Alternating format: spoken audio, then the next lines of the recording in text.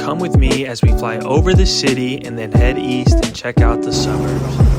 We got our clearance to take off on Taxiway Golf to the northeast. From this point, we'll make a right turn and make our right downwind departure, right through the heart of the city.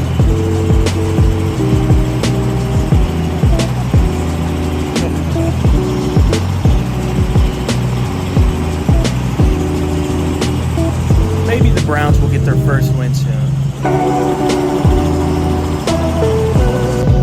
Western Cleveland has some of the nicest lakefront houses I've ever seen.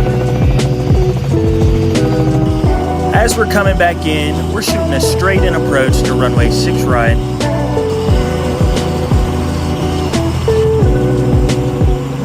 Like and subscribe for more.